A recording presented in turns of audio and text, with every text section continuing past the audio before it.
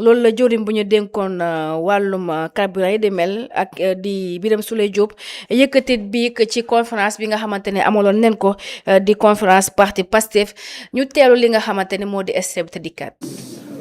am na donc benn hausse des prix des hydrocarbures ñu wax ni essence ordinaire bi mi ngi ci 990 di wax ni gasoil bi mi ngi ci 755. te bu ngeen fàttali ko dañoo defoon une baisse en décembre janvier 2026 conflit bi éclaté en février 2025 je veux dire conflit bi éclaté ci diggante boobu yëpp l'État a conservé prix yi nga xam ne bi moom la wàññi woon yokk ko. dëgg la ñu ne waxoon ni bu ñu demee ba gisuñu solution ba war a yokk subvention anam boo xam ne duñ ko attan danañ yokkaat njëg yi kooku ñun ñoo ko wax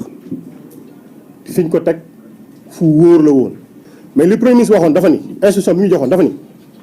taxation à 40% de fiscalité mooy tekki ni daanaka li ñuy teg sénégalais yi ci njëg gi diis na metti na ci la wax ne defal leen ma étude boo xamante ni bi day delloo si fiscalité bi à 15%. ñu tànn ay sénégalais yoo xam ni c'est de très hauts fonctionnaires yu xam seen liggéey am carrière bu riche ci expérience ñu dajale leen fii ci benn hôtel pendant 3 jours ñu defal ñu étude bu macha allah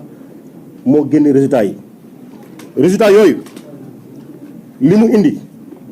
bu ngeen ñu mayee 2 secondes rek ma wax leen ni leen bu ñu appliqué woon résultats yooyu tey hausse du am. reprendre li nga xamante ne mooy kàddu yu nga jotoon yëkkati par rapport ak intervention bi nga xamante ne jëriñ bu ñu dénkoon wàllum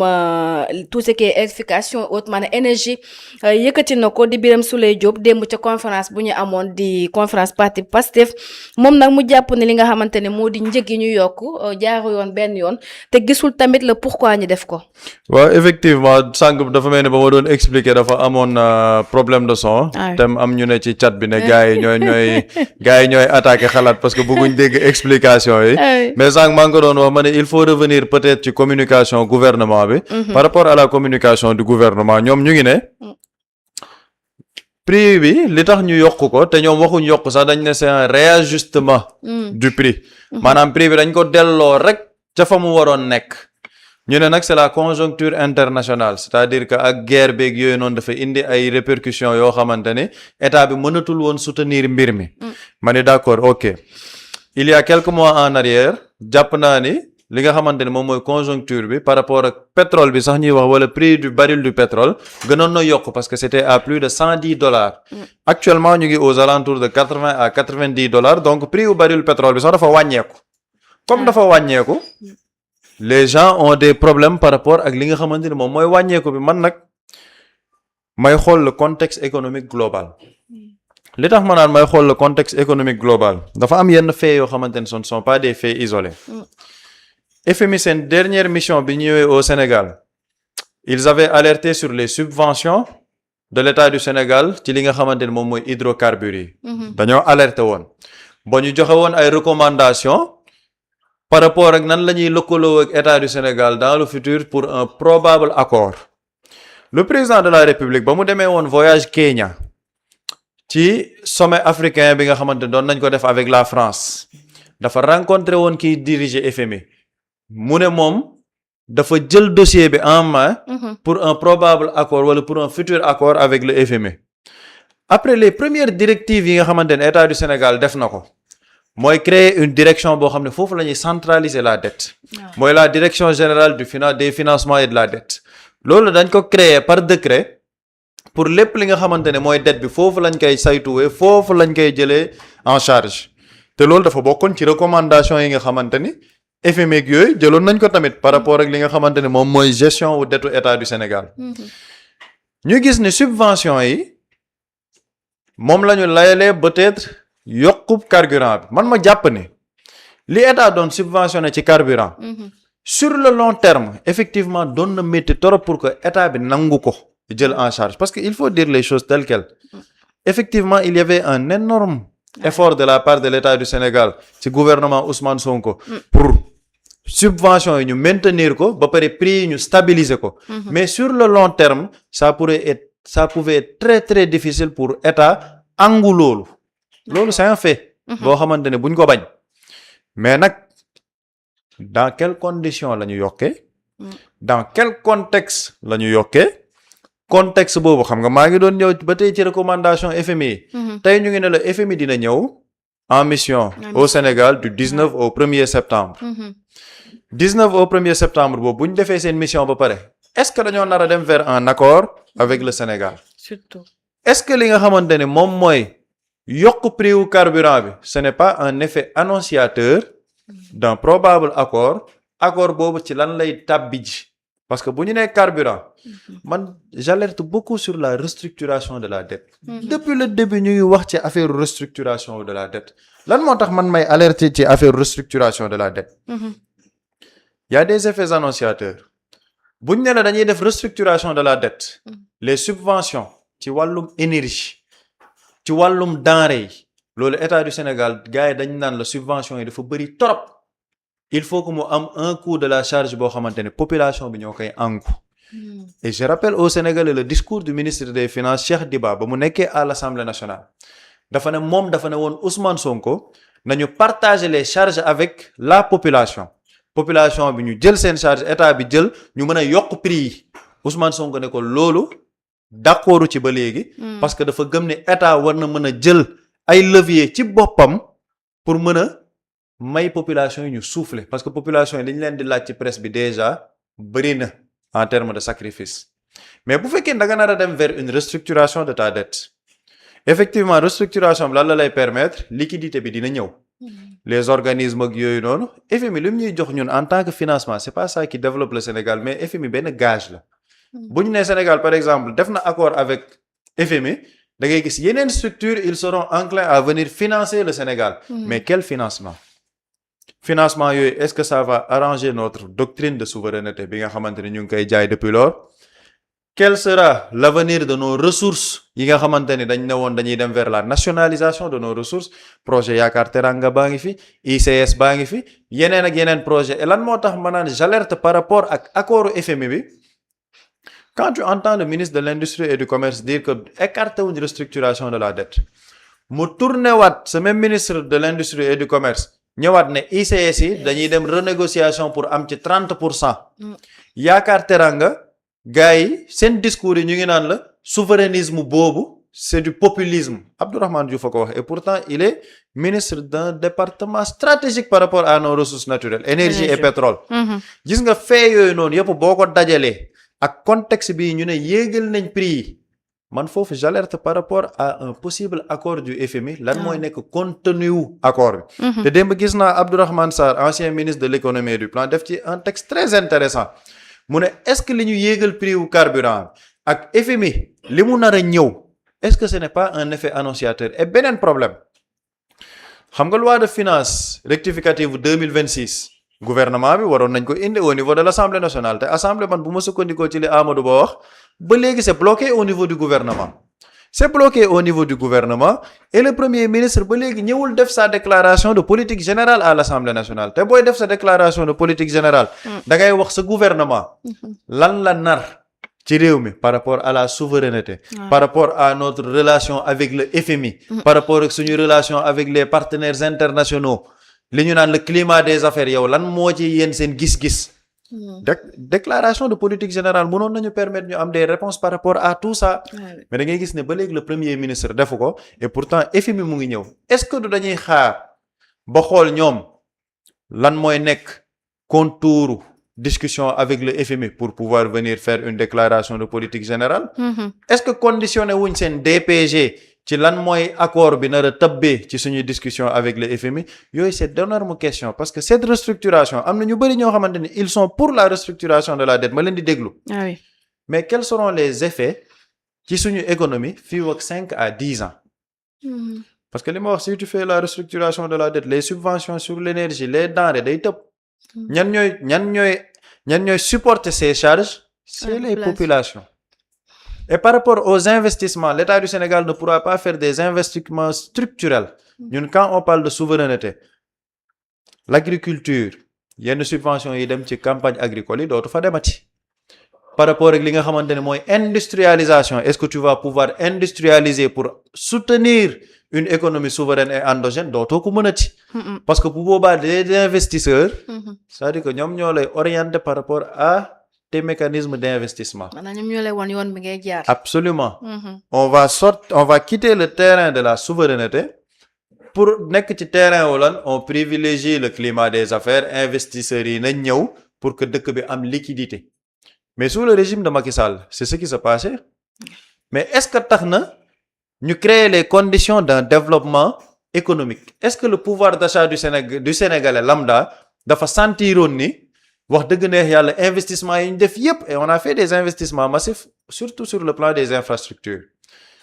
Dakar Arena BRT Stade Abdoulaye Wade de Diamniadio moo tax tout le temps je le dis et je le répète les investissements ci régime Macky Sall la ca ëpp ce ne sont pas des investissements générateurs d'économie réelle ce ne sont pas des investissements yoo xamante ne dafay supporter le pouvoir d'achat du Sénégalais lambda ce sont des investissements de consommation maanaam investissement la yoo xamante ne état bi moom mooy obligé sax di ci delluwaat di ci dugal xaalisam waa lii nii yépp nag ce sont des problèmes qu'on doit poser par rapport ak le contexte actuel venu FMI bi la hausse du prix du carburant et li ci gën a doy waar man li ma ciy gën a déplorer mooy le manque de communication du gouvernement c'est-à-dire que yaa xëyti il y a un contexte difficile nit ñëpp nag boroom xel yi xam nañ ko effectivement il y a une situation à l'international qui est difficile loolu ñëpp xam nañ ko France dund nañ ko États-Unis ci boppam dund nañ ko yeneen pays dund nañ ko donc le Sénégal xëy na mënoon nañ dem ba ci biir encore xëy na mënoon nañ tenir 2 ou 3 ou 4 mois bu fekkoon ne état bi jël na ci wàllam gën a def ay sacrifices mais dañu doon dem peut-être vers la hausse des prix mais il y a une manière de l'expliquer aux Sénégalais yow génnal ak Sénégalais nga expliquer leen mais dañuy def hausse des prix le gouvernement sort un communiqué vers 22h 23h le lendemain le président mu ngi ci benn séjour privé à l'étranger kenn xamul fu mu nekk c'est-à-dire que on n'a aucune explication le premier ministre non seulement il ne fait pas sa déclaration de politique générale il ne parle pas aux Sénégalais par rapport à la hausse du prix du carburant moom mu ngi tontonteeg Ousmane Sonko ci réseaux sociaux yi c'est le manque de respect là man qui me dérange par rapport à ce gouvernement li ñuy yokk nii mais dafay am ji ay conséquences. carburant bi bu ñu ko yokkee transporteur dañuy ñëw ne yokk nañ transport bi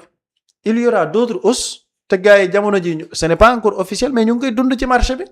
on te dit que le prix du kilogramme de viande dafa yokk. bu baax. yàpp xar yàpp nag lépp dafa yokk. mais loolu au moins il faut une communication de la part du gouvernement pour qu'on comprenne la situation de tension bi ñu nekk di dund ak hausse bi fan la toll. mais loolu yëpp si on n'a pas une communication du gouvernement pour l'expliquer aux Sénégalais malheureusement les Sénégalais dañuy toog jàpp ni seen gouvernement dañ leen a sax talul mais en réalité gouvernement bi taluñ Sénégalais gis nga lii ñuy waxtaanee nii yàlla xam na ne taluñ ko sax les questions de prospective yi ñuy def ñun fii ak 5 ans 10 ans ban accord la ñuy def ak FMI bi yan impact lay am ci suñu économie taluñ ko ñoom leen lañ tal nan la ñuy gaaw a defee liquidité boobu xam nga pour lan la man dama gëm ne au fond dañoo gëm loolu président de la république ne pour nga am deuxième mandat da nga fi bàyyi bilan ñu ne yaa tabax lii yaa fi def lii mais en 3 ans président amul temps boobu temps bi mu am mooy na consacré sur les urgences du peuple sénégalais les Sénégalais ont des urgences ah oui. Gis nga taw bii nii instant yi mu nekk di taw yàlla xam na ni ça va créer malheureusement beaucoup de dégâts dans beaucoup de zones. Ça c'est sûr. Quartier yu bëri gox yu bëri dinañ dund inondation yi et démb maa ngi ciy alerté on a les JOJ dans moins de 3 mois. C'est-à-dire que ñun on a des urgences au Sénégal yàlla xam na ne on a des urgences mais malheureusement bu fekkee ne ak urgence yi nii yëpp il n'y a pas de communication du gouvernement. Hausse prix du carburant ñun ñoo ci obligé mujj ci nekk di gëstu di dexe di expliquer il faut que l'ancien ministre de l'énergie et du pétrole moom mooy génn wax ak sénégalais yi alors qu'on a un gouvernement en place. ki ñu dénkoon département moom mooy génn wax te am na di expliquer études yeeg yooyu te suñu gouvernement baa ngi fii toog. nel ku ñu dénk yee fii sax génn na mais si beneen fànn la génne moom ci beneen fànn la génne. lan moo tax may wax depuis 1 heure de temps doo leen wane sama kanam. montrer ma tronche. mais c'est-à-dire que voilà ce que lii en fait lii moo dommage. actuellement avec ce gouvernement. et malheureusement j'ai l'impression que ñoom soit ils ne comprennent pas soit ils comprennent mais dawul seen yaram.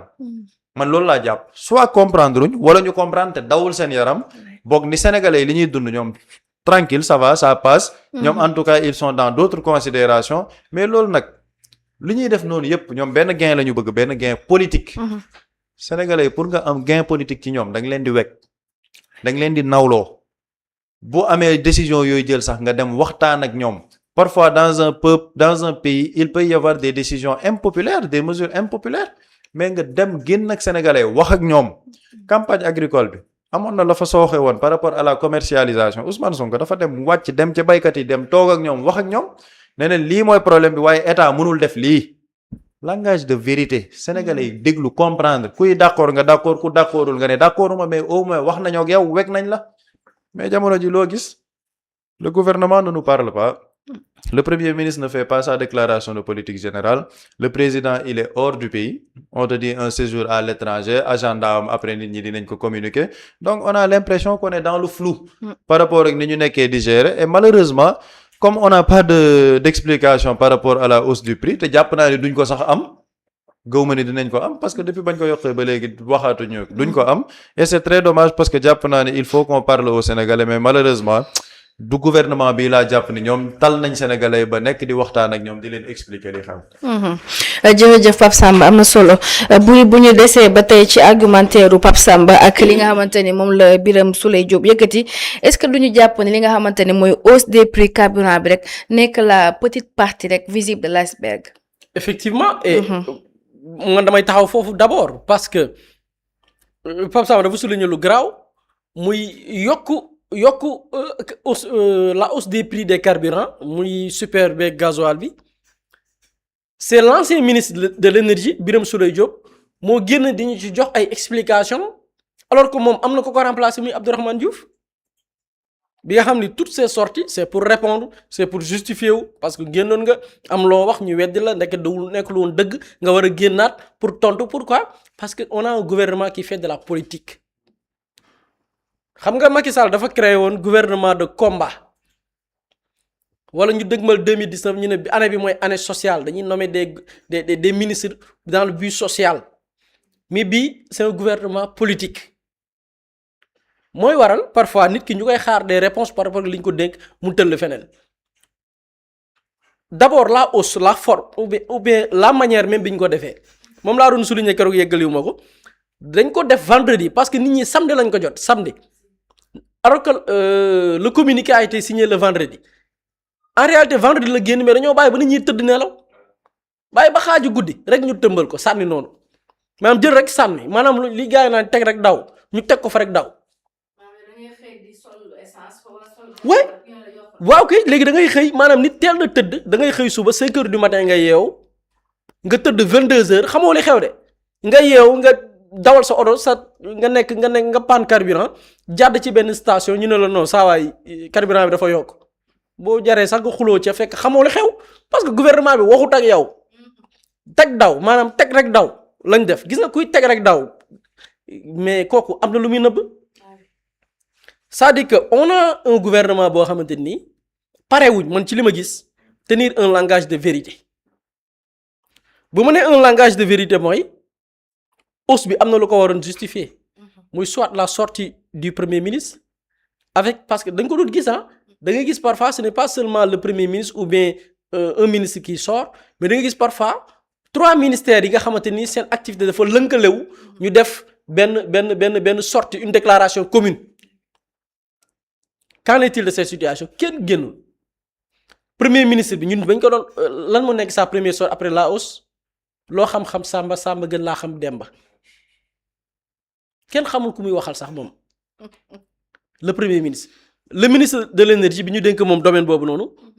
la nekk di lijjanti waroon leen ma sama kanam lu tax gisuma sama kanam bi émission bi commencé ba tey kanamu Sonko ngeen may war. montrer ma tronche. c'est ça ay nit lañu nekk ci seen bopp léegi nag dama ne il faut qu'il tienne un langage de vérité wax sénégalais yi dëgg parce que Birame Souleye dafa suñu lu am solo. bi ñu wàññi prix yi ba pare Ousmane Sonko daf leen sant parce que dañ ko wàññi mu am benn situation exceptionnelle muy après les conflits au Moyen-Orient détroit d'Ormuz bateau yeeg yooyu noonu lépp tagga tembe forcément dafa am impact sur les prix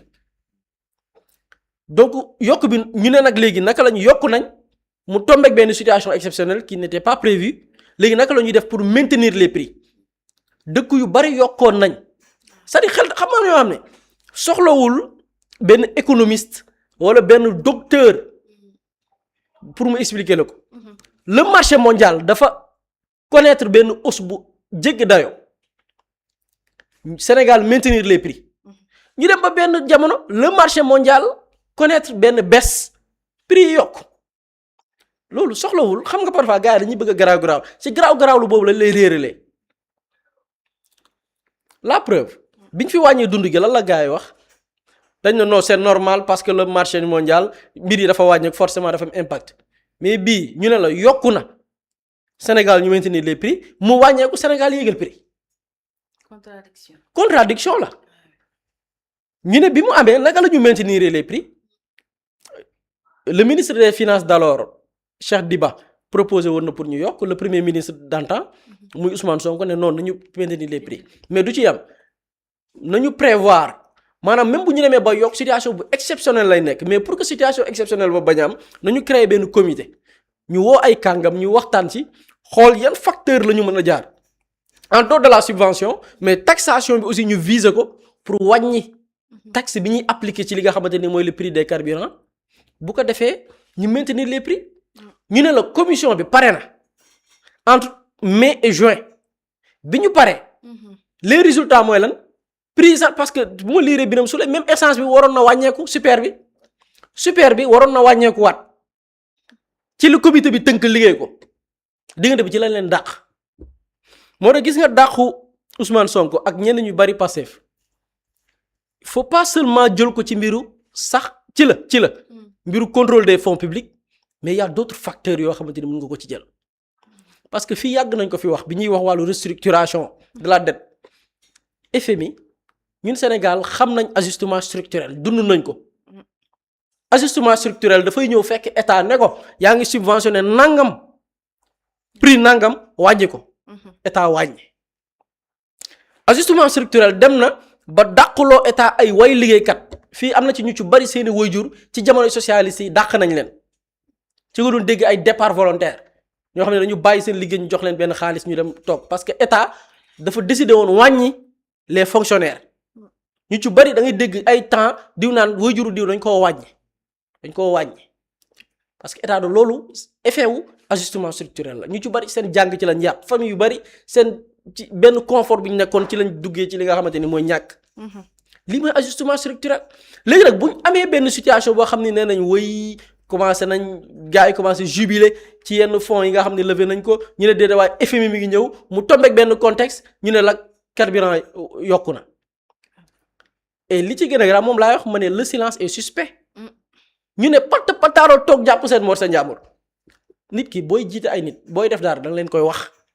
assumer mais problème assumer na bi nag mooy problème kuy assumer surtout xam nga Ousmane Sonko bi ñu ko dàqee bi mu defee déclaration daf ko wax ñu ci bari bàyyiwuñ ci xel mu ne le danger avec ce gouvernement mooy si une situation exceptionnelle bu amee ci réew mi kan mooy génn wax et malheureusement c'est tey ci loolu lañ nekk di assister bu benn mbir amee amul kuy génn wax pour nit ñi prêter ko oreille amul y a aucune personne aucun leader charismatique au sein du pouvoir tey bu mën a génn nit ñi may ko gët amul ça n'existe pas ay benn la ci nit ñi respecté te ñooñu sax boo xoolee actif ñu torop ci ay politique te ñooñu duñu nekk ci ay comme gars yi ñoom Abdourahmane Diouf Bassès yooyu ñu nekk ñoom duñ ci nekk ay ñoom Matar Cissé doo leen dégg ci ay Abdourahmane Diouf yi ñu nekk ñoom nekkuñ ci yooyu ñoom seen yooyu ñooy gars yi niñ nekk di wanewu di du mel ni kuy dunguru di neexal lu ne nga dugg ci ñoom nekkuñ ci yooyu. même lui on l'entend rarement aussi. kooku ministre de l'intérieur bi. mais ministre de l'intérieur man de dama jàpp ni en fait parce que gis nga y a des ministères yoo xam ni. soxlawul bruit. waaw ñun fi leen di xaar ñoom mooy. lépp lu jëm ci wàllu assainir l'espace public. surtout wàllu sécurité. pour man foofu la leen man personnellement sa posture du ma ne valider à 100% mais gis naa ne mi ngi def rôle am en tant que ministre de l'intérieur kenn dégg ko ci ay waxi ñàkk fayda mi ngi ci liggéeyam lépp matul nit ñaa ngi koy interpeller fan yi gis naa ñu ngi même si il faut l'avouer am na ci yenn ci liggéey yi nga xam ni maître Bamba Cissé tàmbali woon na ko. après par exemple le cas des ñu jógee ci yenn dëkk yi ñëw di yalwaan fii nii. commencé waat occupé nekk di créer ay habitation clandestine. commencé waat di jël. il a fallu que nit ñi alerte ñu tàmbale waat di ci jël des mesures. donc je pense que ministre la boo xamante ni peut-être mi ngi dans sa posture et posture boobu lañ ko xamee. mais par exemple tey su gouvernement de manière générale une situation précise bu amee kan mooy génn wax amul kuy génn wax ñu dëgg tàmbalee ko ci le président de la république. tàmbalee ko ci le président de la république tey bu génnee di wax est-ce que jaral na sénégalais yëpp tey par exemple ñu ne Diomaye day wax tey est-ce que jaral na sénégalais yëpp par exemple je donne seulement un exemple. Ousmane Sonko dafa annoncé bind ci page am ne dafay wax à 20h. gis nga fii ku wér ak sa bàmmeel. mu nekk événement. yow ku xool c'est-à-dire que yow xool ko sa bopp rek sa statut WhatsApp yëpp nga fay gis nga dugg Facebook moom nga fay gis. nga dugg Twitter moom nga fay gis nga dugg foo tourner avant même à quelques heures même de son entretien spécial. day nekk mu nekk benn genre événement quoi mais tey le président la bu doon génn tey est-ce que day nekk événement non. je pense pas. loolu xam nga la lay poser. muy un gouvernement warul manquer légitimité politique. et loolu manque de légitimité politique moo ko waral mooy waral dañuy jël des décisions kenn du ñeme assumer taxaw wala sax expliquer Sénégalais parce que lii pour expliquer ko nag dafa jafe lool. pour nga layal ko ki ko war a layal tey est-ce que mi ngi ci muy Abdourahmane Diouf bërki dem xam ban poste bu ma yem damay fàtte l'auteur mais ma jàpp moo l'auteur mais dafa expliquer lu am solo c'est un ministre boo xamante ni en 3 ans non matul 3 ans en 2 ans. 2 ans ci président Diomaye li mu def na 3 ministères. ok dafa échelonné. c'est-à-dire que. mais non en fait man pour ma sax du échelonné xam nga lan la. parce que parfois am na ci ministre yoo xamante ni mënuñ ñàkk a bokk faaw ñu bokk buñ la jëlee fii yóbbu la fële dafa am ay ministres yoo xamante ni maanaam bu la leeree ni yow amoo njariñ fenn. dañuy jël daf la fii. bu feneen manqué ñu tafaat yëngal fële bu fële manqué ñu tafaat yëngal fële. exact merci jëlal c'est le cas de Yankhoba Diémé. c'est-à-dire que ay ministres la ñoo xamante ni xamoo foo noo leen di def maanaam doo dégg nit ki daal diw de xaw ma nu ma koy def ay ministres la ñoo xam président naa ñii de xaw ma nu ma leen di def léegi lu ñuy tabb bu tayee ñu yóbbu la ministre du travail. bu subaa ministre des transports ginnaaw suba ministre des forces armées. en 2 ans tu connais 3 ministères loolu du prouvé xam nga lan la parce que fa nga nekkoon foo nekk doo fa def résultat yow dañ lay tabb fii di la tenter maanaam di la tester mi ngi mel ni benn jour boo xamante ni nii xamuñu am na jour yu polyvalent mais am na ci jour yoo xam ne da nga naan par exemple kii xamul dara. bu tayee nañ ko tël mu dépanner fii ay jours yuy dépanner la bu fii amee problème nga jël ko teg ko mu dépanner fële bu fii genre ministre yooyu lañ. et li koy mandargaal mooy da ngay jël ministère yi ñu jot a jaar. jëlal les ministères yi nga xam ne moo précédé fonctions yi mu am actuellement defuñu fa résultat. xam nga lan lañ fa nekkee woon. jàmbat sur jàmbat. Abdourahmane Diouf bi mu nekkee ministre de l'enseignement supérieur ci lan lañ ko dégg le coût de l'étudiant coûte cher ci jàmbat la nekkee woon. alors que l'étudiant dans d'autres pays du fardeau. dañu jël étudiant def ko une richesse. élément profil bu ñu war a tàggat pour que mu créer richesse dans un pays. manque de vision moo waral nga ñëw ñu dénk la njàng mu kawe bi nga jël étudiant bu ko jàppee comme un fardeau. y avait un brillant étudiant bu teniroon un discours exceptionnel. ci benn rencontre bu ñu amoon l'étudiant n'est pas un fardeau. nga gis ministère de l'enseignement supérieur jàmbat la fa nekkee woon jël ko yóbbu ko environnement lan la def. jëlal sa micro trottoir nga dem ci Sénégalais yi ñu ne luy bilan ministre environnement kenn xam ko tey ministère bi mu nekk yokku nañ carburant kenn déggu ko maanaam indiwu ci une explication bu claire boo xamante ni leer na ci bopp Sénégalais yi. bu ci doon wax tey xam nga na lay def seen stratégie ay tournure lay utiliser. day utiliser ay mots clés rax ci français ak tuuti wolof garaawal am un argument correct. ci déggin maanaam boo muté woon son bi da nga naan kii lu am solo lay wax waaye boo yokkee son bi la muy wax doo ci saisir dara parfois ñu ci bari ci ñuy woowe ay docteur du ñëpp nag am na docteur yu am xam-xam te ñi ci am xam-xam sax ñoo ci bari mais ñenn ñi nga xam dañu ils tiennent à ces dénominations là la plupart da ngay xool même le discours comme classe am gi da ngay gis ni même tey bu doon expliquer wàllu hydrocarbure je vous jure ak la hausse des prix des carburants là dina trouver benn tournure utiliser oui la conjoncture internationale tu sais la hausse des hydrocarbures nangam ba pare boo muutee soo mi nga ne kii lu am solo lay wax boo ko tegalee koo xam ne olof kese la dégg du xam kii li mu bëgg a wax parce que loolu ci seen stratégie de communication la bokk parce que liñ la dénk xamoo ko yokku bi xëy na même bu ngeen xamee li ko waral osé woo leen wax sénégalais lan moo ko waral malheureusement nag sénégalais yi ci lii lañ nar a nekk ba 2029 doy na waar ci lii lañ nar a nekk ba 2029 et c'est dommage pour le Sénégal. ah oui ça c'est vrai jërëjëf bu dee am na solo Pape Samba bu dee amoo loo ci. Muslay Immo Sénégal moo ñëw taxawu leen indi ay saafara ci jafe-jafe yi ngeen di dund ci wàllum immobilier yow mi bëgg a jënd terrain yow mi bëgg a jënd kër wala tabax jokkool ak Muslay Immo da nga am sa kër bëgg ku la ko terrasseel wala nga am sa tool bëgg ku la ko lotiseel defal la ko ay terrain Muslay Immo daf leen koy jàppandil gunge leen ci anam gu mucc ayib ku am sa kër itam te nekkoo ci biir réew mi bëgg ku la ko toppatool gérer la ko Muslay Immo moo ci gën a gaaw gën ci wóor yow mi bëgg a defaraat sa kër wala nga bëgg a toxu te bëgg ku la ko nettoyer ba sax nga bëgg a defar plan architecte plan béton armé wala nga soxla ay conseil ci wàllum immobilier contactel Muslay Immo Sénégal ci 77 887 25 13 77 887 25 13 man ngeen itam abonné ci seen YouTube bi di Muslay Immo Sénégal ngir yeneen i xibaar ak Muslay Immo Sénégal jaaxle jeex na ci wàllum dëkkuwaay. Quand l'immobilier devient une évidence, contactez-nous.